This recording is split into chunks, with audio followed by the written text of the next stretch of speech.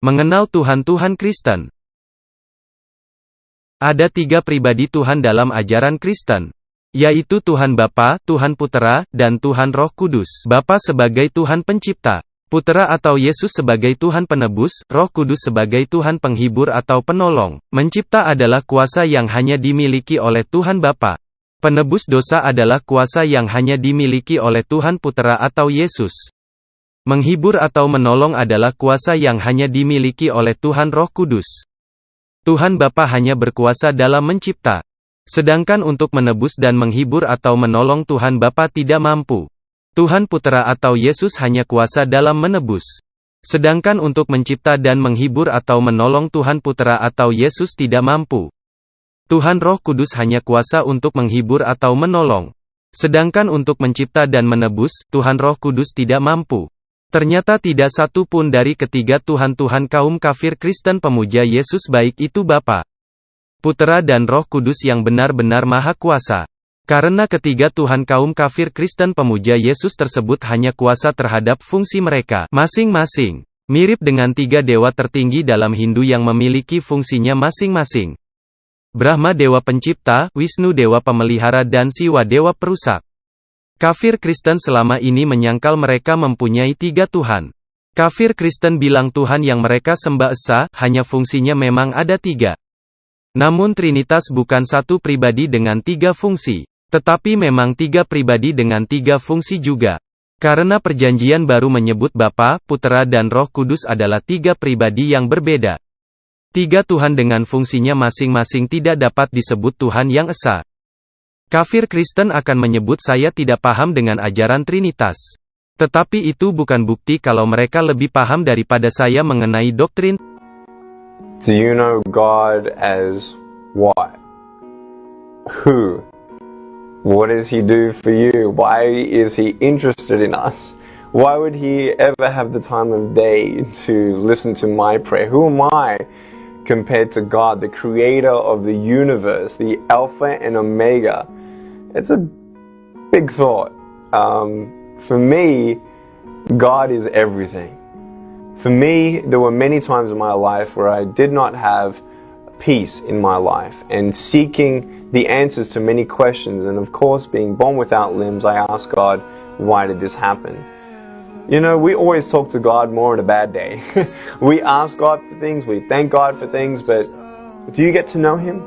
Do you talk to Him apart from just asking Him for things? Because if I had a friend and I just called Him up when I needed Him, it's not really a friendship. Do you know that He is excited to hear from you?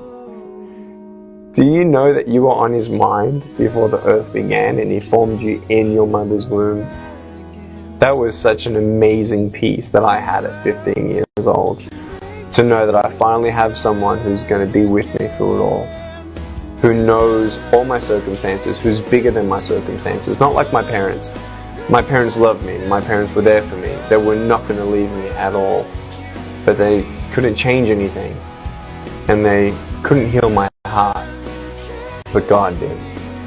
How cool is that? That He loves me so much that He sent His Son, Jesus Christ, to die on the cross for my sins. Who am I that God would ever want to even talk to me, let alone let His Son die for me? Jesus Christ, He died for my sins. But John 3:16 says God came and saved the world. He rescued us by sending His Son Jesus Christ. In verse 17 it says Jesus did not come into the world to condemn the world, but to save us. And when the world thinks, well, Jesus is now the only way, the truth, and life. Yeah, it's because He is the only one who died for our sins. He's the only one who claimed that He was God in the flesh. He was the only holy one. He was the only one who faced the devil face to face and won. He was the only one who could raise Himself from the dead. And when I believe in God and I receive Him as my Lord and get to know Him as my friend, that same Spirit of God that raised Jesus Christ from the dead, the Holy Spirit, will raise me up from the dead. How cool is that? I'm not going to die. I may take my last breath here on earth, but I have confidence in Him, not only for salvation, but for comfort, for strength. And I can actually talk to Him. I might be good to you, but compared to God, Who's Nick Vujicic? No one. I might be good compared to some other people, but how good is good and how bad is bad? That's why we bring out the Bible and say, okay, let's not compare ourselves to each other, but let's compare ourselves to God. Well, if we do that, we got a little bit of a problem. If you think that having no arms, no legs is a problem, not knowing God is a bigger problem. And I want you to know that it's not too late. Yeah, tomorrow is not promised, but you have today to say, hey, you know what, God, if you're up there and you have a plan for me, I want to know what that plan is. And the beautiful thing about knowing God is knowing what He says. Knowing what He says about how much He loves me, about how He'll never leave me, about no matter how many times I fail, He still loves me and I'm under construction every day. And Nick fails God, but God's grace is sufficient as long as I hunger and strive to know Him more. And it's not this to-do thing, it's a love thing. I love God, and God loves me. And as we spend more time with each other, I fall in love with Him more and more every day. The most exciting thing that I can ever do today is to know something more about God's love for me and my family. He can give you faith to believe this. If you ask Him for faith, He will actually give you faith. Faith is not a gift that's earned. Faith is a gift that's given. He loves you so much. And more than anything today, I want you to know God.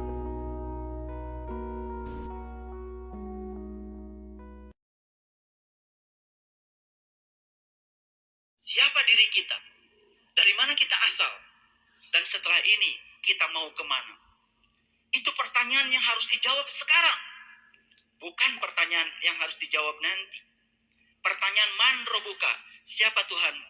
Bukan pertanyaan yang harus dijawab di alam kubur yang berbentuk tanah. Tapi kuburan yang sebenarnya adalah tubuh kita sendiri. Yang terkubur adalah jiwa kita sendiri. Maka jiwa ditiupkan ke dalam tubuh kita. Di alam semesta ini, tujuannya cuma satu, untuk mengenali Dia, agar kita bisa pulang kepada Dia. Dalam sebuah hadis qudsi, Allah berfirman, Aku adalah suatu perbenaran yang tersembunyi. Aku ingin agar aku dikenali. Maka aku ciptakan manusia, agar manusia mengenali aku dengan diriku. Sayyidina Ali ketika ditanya, Ya Ali, apakah engkau mengenal Tuhanmu? Ya, dengan cara apa engkau mengenal Tuhanmu? Lalu Ali berkata, Ru'yatullah bi'ainil qalbi. Aku mengenal Tuhanku, melihat Tuhanku dengan terang mata kalbuku. Bagaimana cara engkau mengenal Tuhan? Arabtu Rabbi bi Rabbi. Aku mengenal Tuhanku dengan Tuhan itu sendiri. Bagaimana mungkin kita bisa merasakan rasa dan sifat dari api kalau kita tidak mendekat pada api? Bagaimana kita bisa merasakan rasa dan sifat air kalau kita tidak mendekat pada air? Kita tidak mungkin bisa merasakan dan mengetahui sifat air dan api kalau kita hanya dari jauh saja mempersepsi tentang air dan api. Kita tidak akan pernah merasakan air dari tulisan air. Kita tidak akan pernah merasakan air dari sebutan air. Kita tidak akan pernah merasakan api dari tulisan api. Kita tidak akan pernah merasakan api dari sebutan api. Begitu juga kita tidak akan pernah merasakan Allah dari sebutan Allah. Kita tidak akan pernah merasakan Allah dari penjelasan tentang Allah. Kita juga tidak akan pernah merasakan Allah dari tulisan Allah. Kita hanya akan merasakan Allah dari Allah-Nya itu sendiri. 4. Hindu. Agama Hindu tidak memiliki banyak Tuhan. Di dalam kitab Weda dijelaskan Tuhan itu satu. Hanya saja orang-orang menyebutnya dengan berbagai nama. Tuhan dalam agama Hindu disebut sebagai Brahman dan Sang Hyang Widi. Selain itu, pada dasarnya ketuhanan dalam agama Hindu adalah kepada Tuhan yang Maha Esa. Tetapi sistem ketuhanannya terkoordinasi dalam konsep ketuhanan Trimurti. Trimurti ini terbagi kepada 3 sifat, yaitu Brahman, Wisnu, dan Siwa. Tuhan dalam pemahaman Hindu adalah Maha Ada, Maha Tak Terbatas. Tuhan ada di mana-mana, ada di keberadaan manusia, pohon-pohon, batu-batuan, dan lain-lain yang tidak dapat dibatasi keberadaannya. Tuhan bersifat rohani, bukan jasmani atau materi seperti manusia atau alam. Di dalam kitab suci Hindu diandaikan Tuhan itu seperti api yang ada di dalam setiap kayu yang terbakar, atau seperti listrik yang menghidupkan dan menggerakkan semua alat-alat elektronik yang ada di rumah kita. Bagaimana dengan para dewa? Kata dewa berasal dari bahasa Sanskerta yang berarti yang memberi.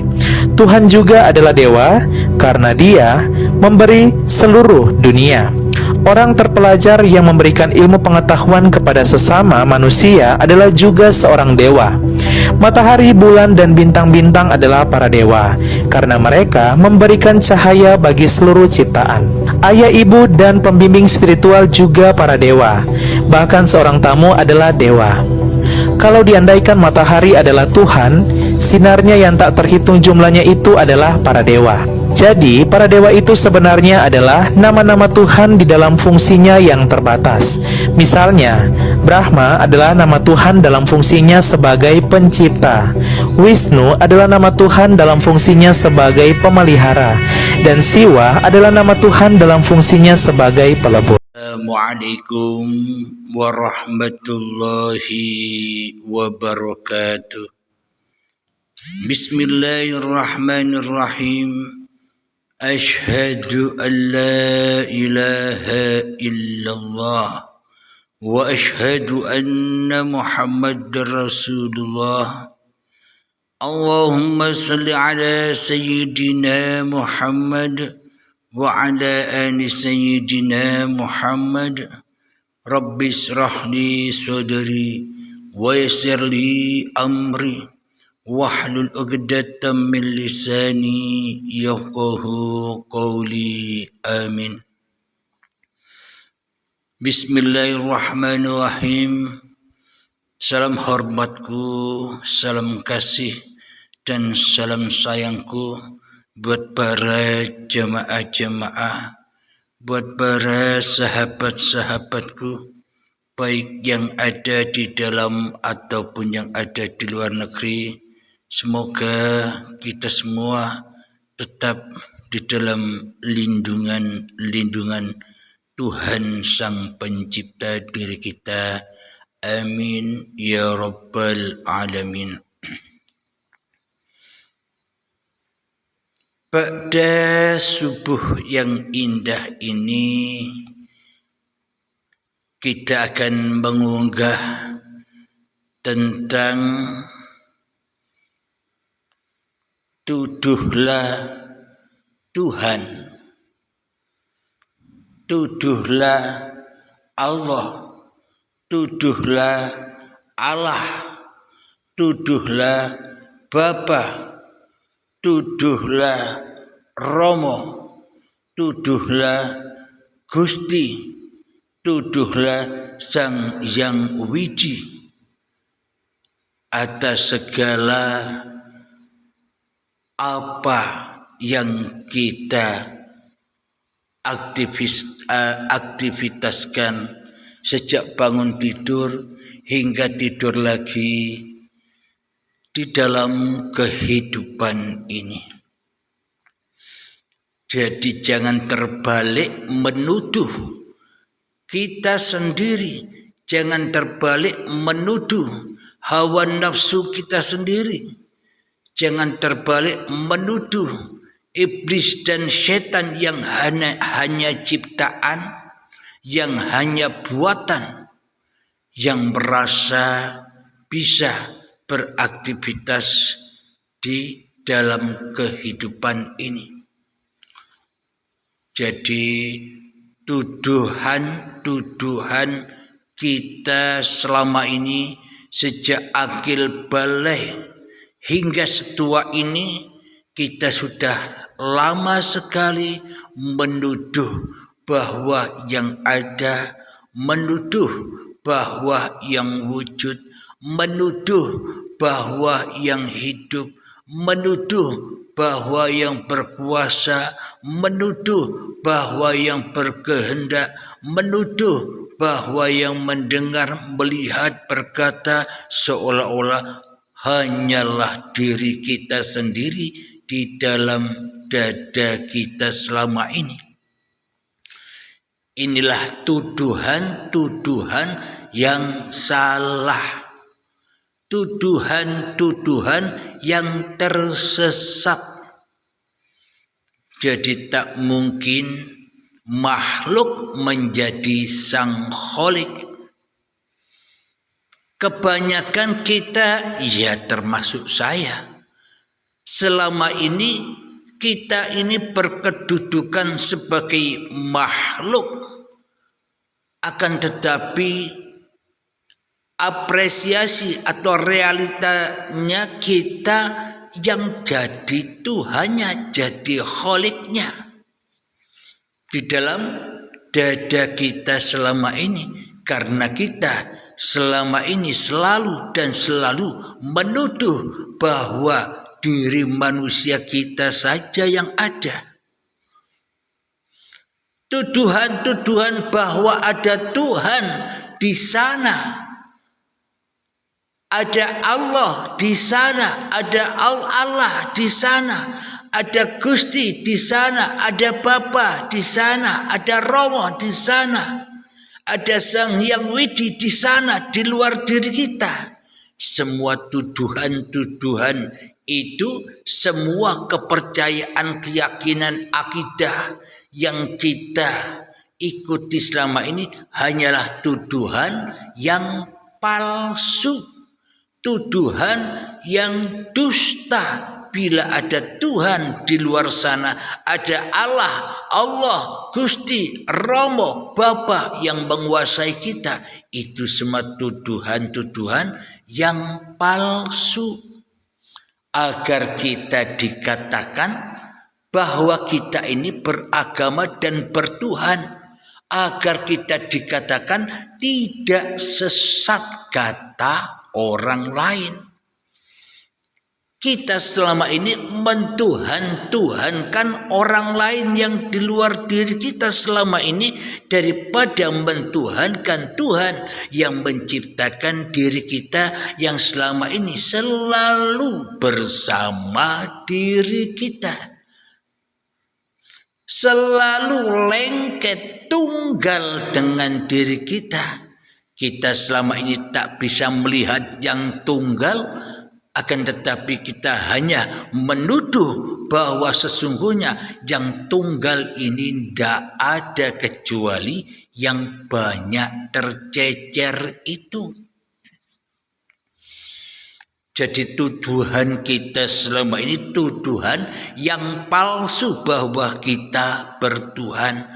Tuduhan yang palsu bahwa kita punya keyakinan dan punya iman bahwa Tuhan itu ada, itu semua hanya tuduhan palsu saja. Keyakinan palsu saja. Kepercayaan palsu saja. Kenapa saya katakan semuanya itu palsu?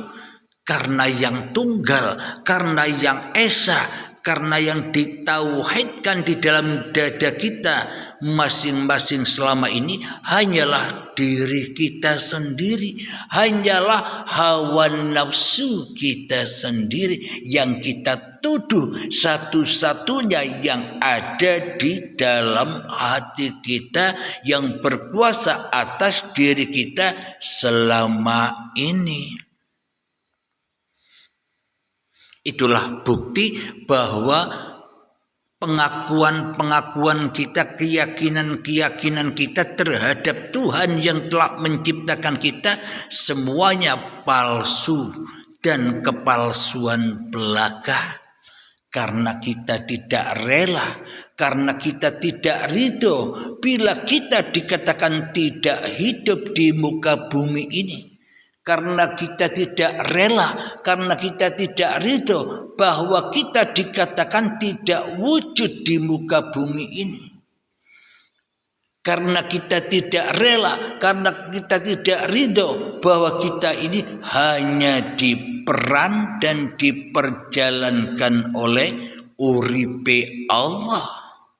Kita selama ini tidak rela, tidak ridho bila kita ini dari Tuhan, bila kita ini dari Allah, bila kita ini dari Allah, bila kita ini dari Sang Yang Widi. Kita selama ini tidak rela, seolah-olah kita datangnya dari diri kita sendiri. Seolah-olah kita sendirilah pencipta hidup. Seolah-olah kita sendirilah pencipta badan. Sehingga kita mengaku-akui bahwa kegiatan serta aktivitas sejak akil balik hingga setua ini seolah-olah seluruhnya dituhani oleh diri kita sendiri. Seolah-olah kita sendirilah yang mencetak sejarah-sejarah perjalanan kita sendiri di muka bumi ini selama ini. Inilah bukti yang sangat amat nyatanya bahwa yang kita esakan, bahwa yang kita wujudkan, bahwa yang kita ahadkan, bahwa yang kita tauhidkan di dalam hati kita bukanlah Tuhan, tapi hawa nafsu kita sendiri di dalam dada ini. Lalu bagaimana mungkin kita dikatakan telah bertuhan? Apalagi telah beragama kepada Tuhan yang menciptakan diri kita. Sementara kita sendiri yang selama ini jadi Tuhan dan jadi penguasanya diri kita sendiri. Bagaimana mungkin kita dikatakan kembali kepada Tuhan, roji'un kepada Tuhan, sementara di setiap harinya seluruh aktivitas kita selalu dan selalu kita haturkan, kita persembahkan, kita abdikan seluruh apa yang kita lakukan hanya kepada iblis. Kita rojiunkan semua kepada iblis, bukan kepada Tuhan. Siapakah iblis itu? Inna syaitana lakum adum mubin. Sesungguhnya setan itu adalah musuh yang amat nyata bagimu.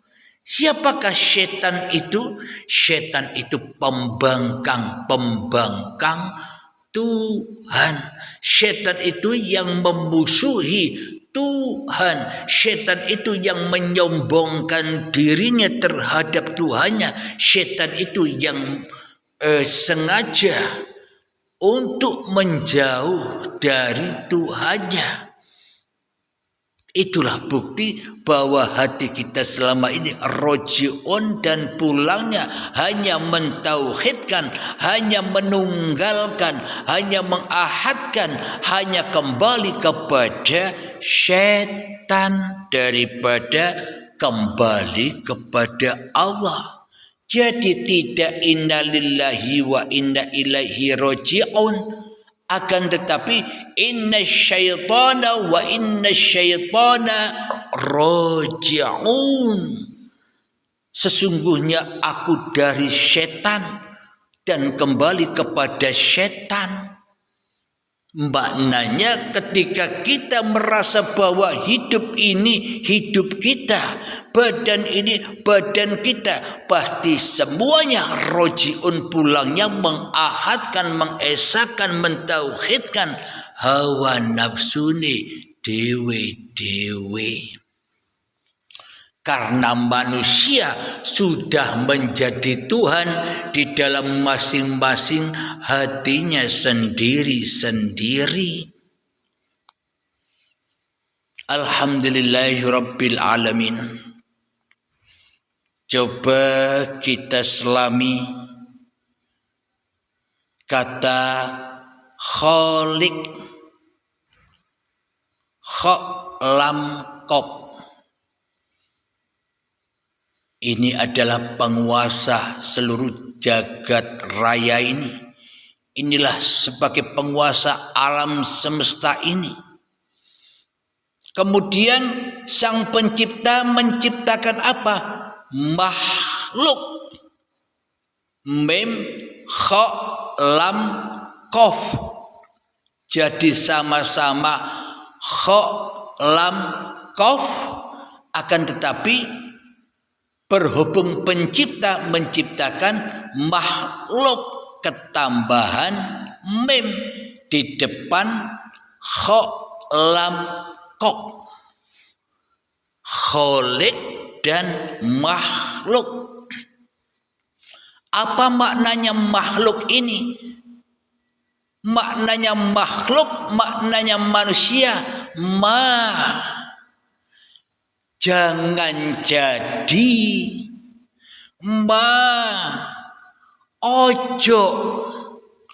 Ojo dadi sang pencipta. Jangan menjadi sang pencipta. Jangan jadi Tuhan. Ojo dadi pencipta, ojo dadi pangeran.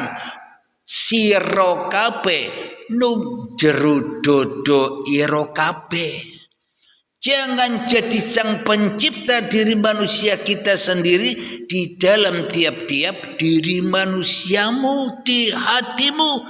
Itulah perbedaan antara kholik dan makhluk. Akan tetapi makhluk diri Abdul Halim ini selama ini secara tidak menyadarinya sudah menjadi kholik di dalam dadanya. Karena yang ada hanya diri Abdul Halimnya sendiri. Itulah sang kholik yang wujud di dalam dada setiap manusia. Yo jenenge dewe-dewe. Nama Tuhannya sesuai dengan nama diri manusianya sendiri di dalam dadanya.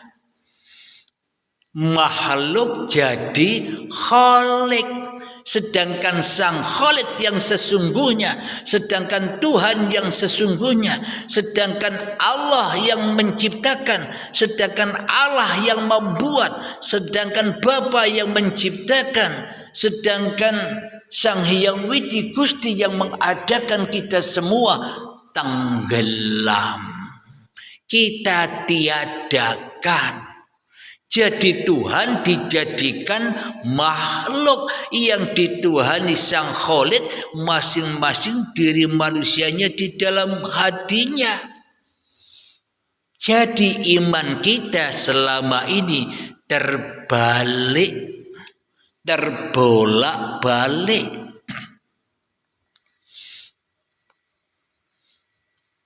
Saya melihat di YouTube, di TikTok, di apapun media, banyak orang yang berdebat-debat membela-bela agama-agamanya. Masing-masing hawa nafsunya merasa paling benar sendiri atas agama-agama yang dipahaminya. Setiap jiwa ingin menang sendiri tentang apa yang dipahami tentang agamanya masing-masing. Mereka tertipu dengan dirinya sendiri. Mereka mentuhankan dirinya sendiri di dalam hatinya. Karena sang makhluk sudah jadi kholik.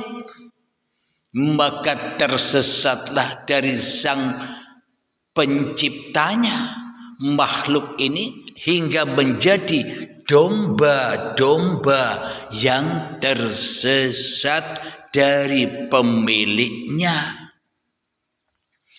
Rebut karpe dewe, golek menangi dewe-dewe. Bila domba-domba itu sudah tidak tersesat lagi, bila domba-domba itu sudah pulang kembali kepada sang pemilik domba, maka tidak akan pernah ribut lagi. Enjoy saja.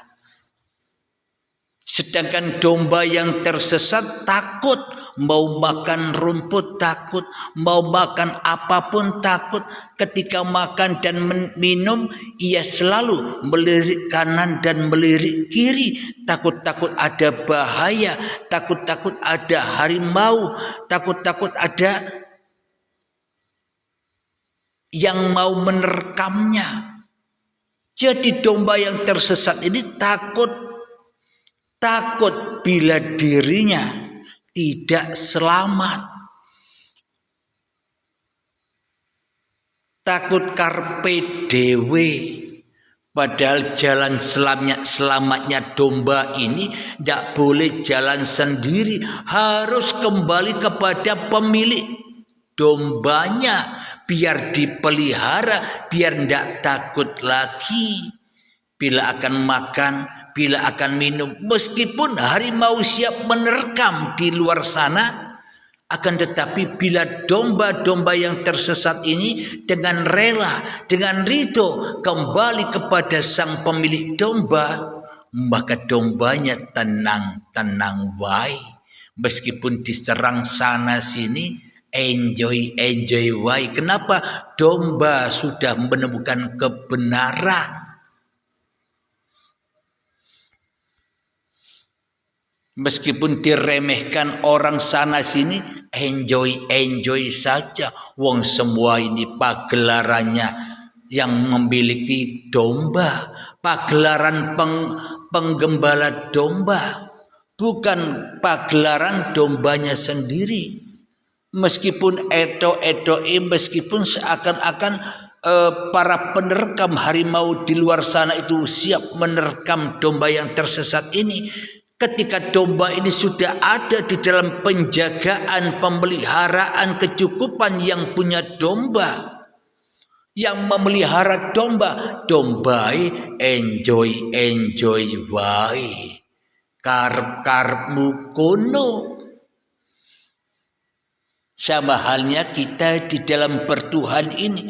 Bila kita belum menemukan Tuhan yang sebenarnya Tuhan, Sang Pencipta, sebenar-benarnya Sang Pencipta, maka kita ribut wae golek bener, ribut wae mencari kebenaran. Karena apa? Karena belum memegang kebenaran. Logikanya begini. Bila Anda sudah merasa bertemu dengan kebenaran, digonjang-ganjingkan apa saja Anda dengan berbagai macam pertanyaan, Anda enjoy saja. Bila Anda sudah menemukan kebenaran, direndahkan orang, diejek orang, dimaki orang, menengowai, nikmati saja. Itulah orang-orang yang sudah menemukan kebenaran. Akan tetapi bila orang yang pura-pura menemukan kebenaran, ia tidak puas dengan itu semua. Kenapa? Karena Abdul Halim menuduh di dalam hatinya bahwa hanya Abdul Halimnya lah yang benar.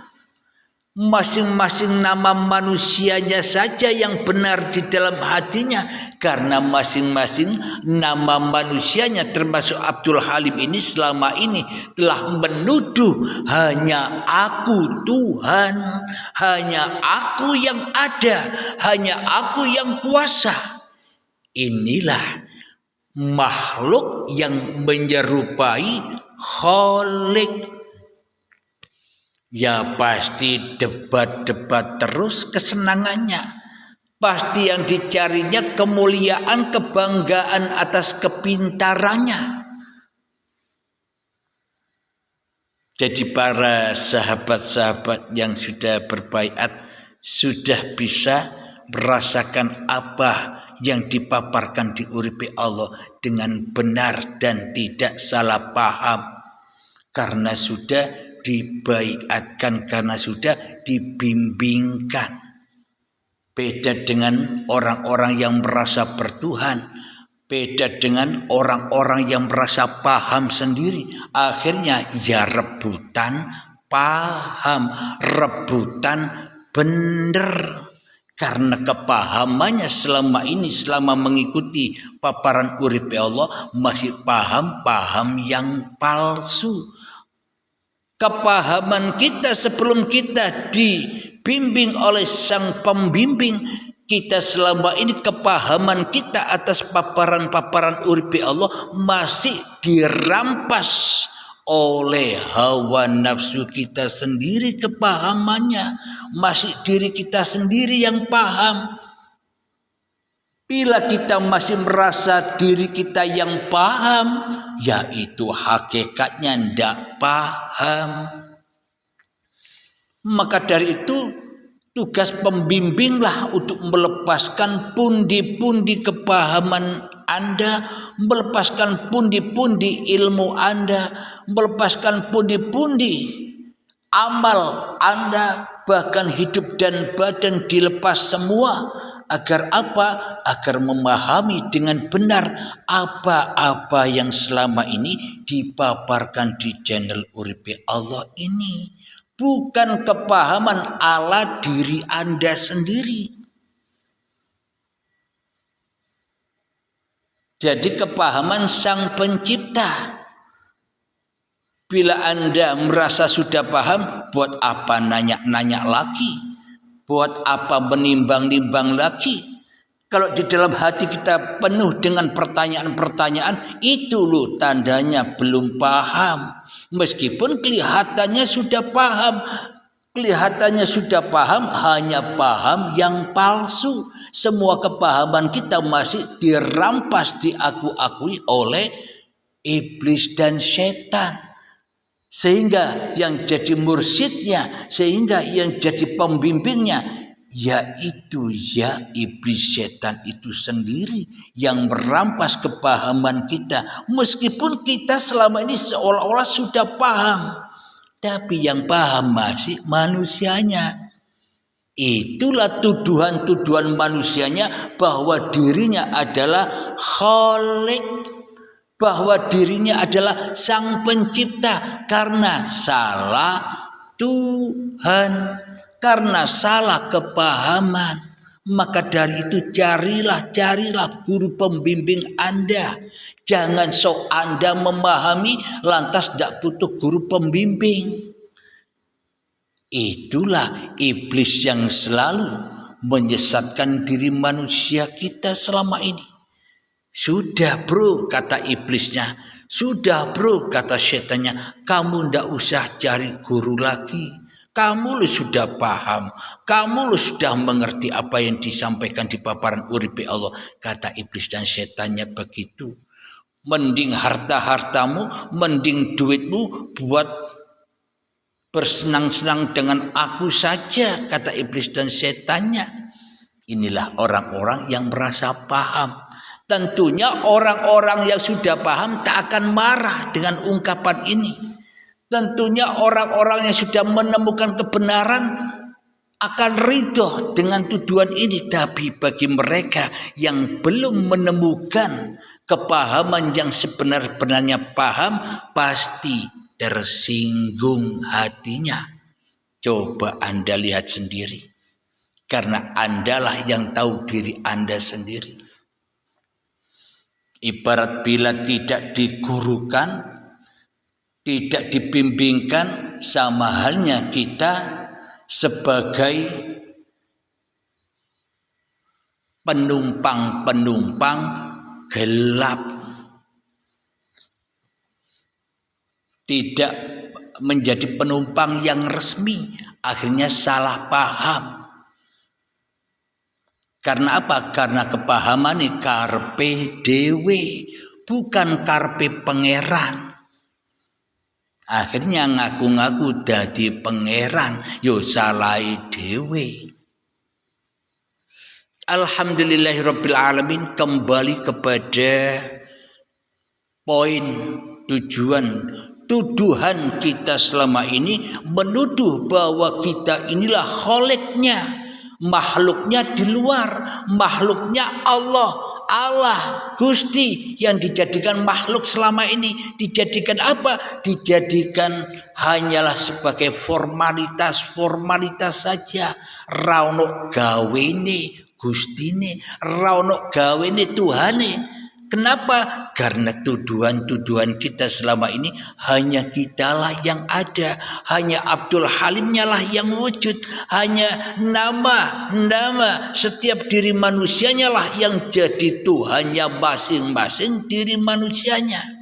Maka nama-nama diri manusianya inilah yang harus dibaiatkan agar terbang ke nama yang satu, agar terbang ke nama yang tunggal, agar terbang ke kampung halamannya, tidak terjebak dan tidak tersesat di sangkar-sangkar iblis ini.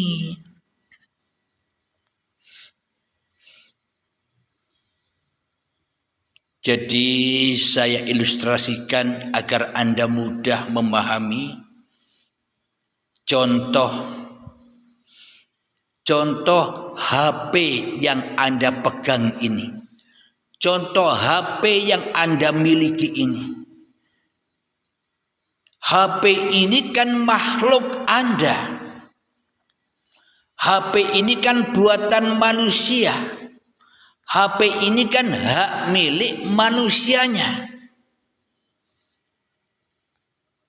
Dikatakan di dalam akidah Islam, akidah apapun agamanya, pasti Allah, pasti Tuhannya maha hidup, maha wujud, maha nyata, maha gamblang. Akan tetapi yang gamblang, yang wujud, yang penguasa kan bukan Tuhannya selama ini, tapi makhluknya. Makhluk yang tak boleh menjadi kholik sedang jadi kholik.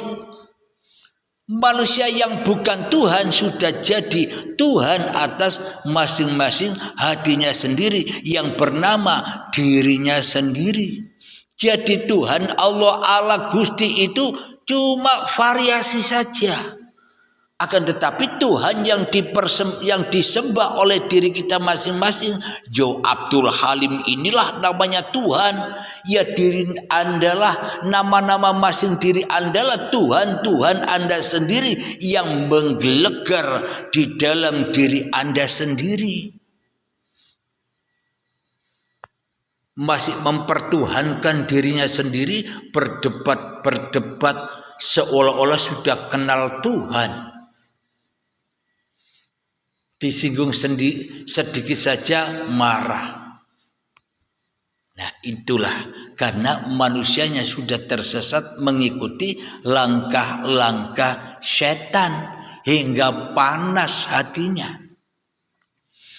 Ilustrasinya HP Anda, milik Anda, buatan Anda, hak cipta Anda. Seumpama bila Anda seorang yang memakai HP, yang bisa membuat HP. Apakah mungkin HP ini bisa menyaksikan Anda sebagai pencipta HP? Apakah mungkin HP ini bisa melihat Anda sebagai pencipta HP? Apakah mungkin HP ini bisa mendengar Anda sebagai pemilik HP?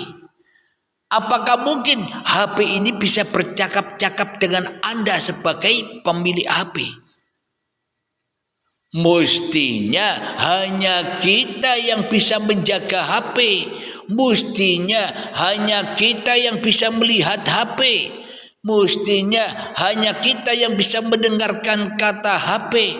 Mestinya hanya kita yang bisa menyaksikan diri kita sendiri dan kita yang menyaksikan HP milik kita. Bukan HP-nya yang bisa bersahadat, bukan HP-nya yang pura-pura mengerti sang pemilik HP. HP yang mati kok ngaku-ngaku jadi pemilik HP. Makhluk ngaku-ngaku jadi kholik. HP inilah aplikasi diri setiap manusia yang selama ini HP seolah-olah bisa jaga manusianya. Seolah-olah manusia bisa jaga Tuhannya. Sehingga dengan sholatnya, dengan ibadahnya, dengan zikirnya, dengan amal baiknya, dengan amal solehnya, manusia seolah-olah bisa jaga Tuhan. Kebalik, bro. Bila HP ini bisa jaga yang punya HP, tentunya HP takkan pernah hilang di tangan sang punya HP. Berhubung HP tidak bisa apa-apa, maka ketika ketinggalan di suatu tempat, maka HP-nya ya akan hilang, lari dari pemilik HP. Kenapa? Karena HP-nya tidak bisa apa-apa, tidak bisa mengakui apa-apa, tidak bisa bersyahadat kepada yang punya HP, maka yaitu hilang, sesat HP-nya. Akan tetapi bila HP sudah rela, HP sudah ridho bahwa kekuasaan penuh dikembalikan kepada yang punya HP-nya, maka HP-nya akan aman-aman wae. Bukan HP jadi pemilik HP, maknanya HP menengo wae, sabar wae, mbelo wae. HP dibawa kemanapun ikut saja. HP dibawa ke kamar mandi, HP dibawa ke pasar, HP dibawa ke masjid, HP dibawa ke gereja, HP dibawa ke wihara, HP dibawa ke pura, HP dibawa kemana saja, menang wae, enjoy wae, makmur wae, tentrem wae, bahagia selalu HP itu bersama pemiliknya. Kenapa? Karena HP sudah rela ridho tidak jadi penguasa lagi. Ini jangan salah paham, bukan HP jadi Abdul Halim, bukan HP jadi penguasa. HP haulahu linuriyahu min ayatina, supaya HP itu bisa menyaksikan ayat-ayatnya yang punya HP, digawanan diai, diobah nonan diai, dioperasikan apa saja HP itu, jagidek wae, menang wae, melok karsane yang punya HP. Jadi bukan HP jadi manusia, HP tetaplah HP. HP hanya mengikuti manusia yang punya HP, dibawa kemanapun menengowai, dijatuhkan hancur menengowai, didandani menengowai, dielap dibersihkan menengowai. Kenapa? HP bukan apa-apa dan HP bukan siapa-siapa. HP tidak tahu kepada dirinya sendiri bahwa dirinya adalah HP, kecuali yang punya HP yang menyebut bahwa dirinya adalah HP. Alhamdulillahirabbil alamin. Marilah ubah, marilah hijrah dari tuduhan-tuduhan nama kita di dalam hati kita. Hapus namamu di hatimu, bahwa nama siapapun dirimu itulah nama Tuhan yang engkau pertuhankan selama ini. Jadikan satu, ahadkan, esakan kembali, nama ini adalah nama pemberian Tuhanku, nama pemberian uripe Allah. Disinilah letak kemenangan manusia yang sudah lepas bebas dari diri manusianya di dalam hatinya. Semoga kita semua, termasuk saya sendiri yang masih sama-sama belajar, semoga kita semua tetap di dalam lindungan Allah Subhanahu wa ta'ala. Amin ya rabbal alamin. Akhirul kalam. Assalamualaikum warahmatullahi wabarakatuh.